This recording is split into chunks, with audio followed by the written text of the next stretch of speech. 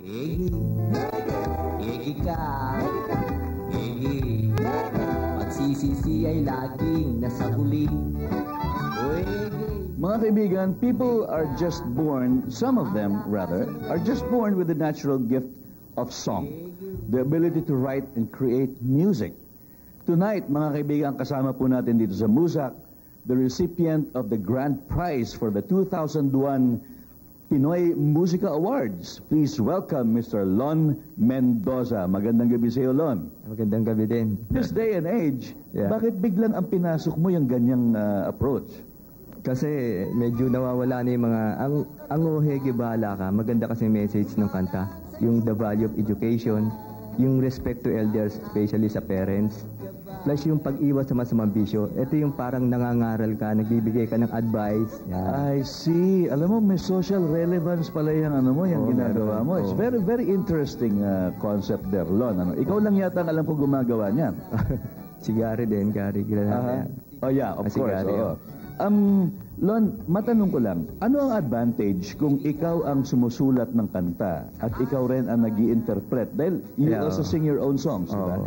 Ano advantage nun? Una-una, nabibigyan mo ng puso yung kinakanta mo. Nararamdaman mo yung message na binibigay mo sa, na-feel mo ba? Na, yun alam mo yung tamang interpretation na kailangan. Ano naman ang disadvantage niya? Disadvantage, siyempre yung ginagawa mong kanta dapat more on parang inspirational yung makakabigay ng ano. Pero ang disadvantage nga yung hindi ako makagawa ng kanta na parang yung pambagets, yung mga panggano, hindi. Pwede kong gawin sa ibang talent siguro. Hindi siguro disadvantage yun, Lon. It's just that hindi mo type siguro lang yung gumawa ng gano'n. Dahil iba yung trust mo nga, hindi ba? Ano pa nag-i-inspire sa'yo para sumulat ng mga awitin? Yun nga, medyo nakikita ko sa panahon natin yun, nawawala ng paggalang ng mga bata, nawawala ng salitang opo. Hindi na malaman ngayon kung sino yung mga magulang pag nagsagutan na gano'n. Tsaka yung value ng education, medyo importante yun kayamanan nito sa mundo Kaya yun ang dapat na matutuhan ng mga kabataan sa ngayon na pagdating na araw, ito yung something na hindi mananakaw sa'yo Talagang kayamanan nito. Anong mga advice ang mabibigay mo sa kanila? A few pointers, a few tips doon sa mga gustong maging composer sa atin. Actually, parang artist din ito bisa mararamdaman mo na lang na mayroong papasok sa melody, tapos meron ka isang topic na gustong, kailangan kasi meron kang isang topic muna na gusto mong isulat Yun, pagka meron ka na isang topic, kusang dumarating na yun yung, ewan ko, parang gift na rin siguro sa ating mga composer. So ngayon na may CD ka, ikaw ba, natatamaan ka na nung nararamdaman mo na ba yung masamang epekto ng piracy?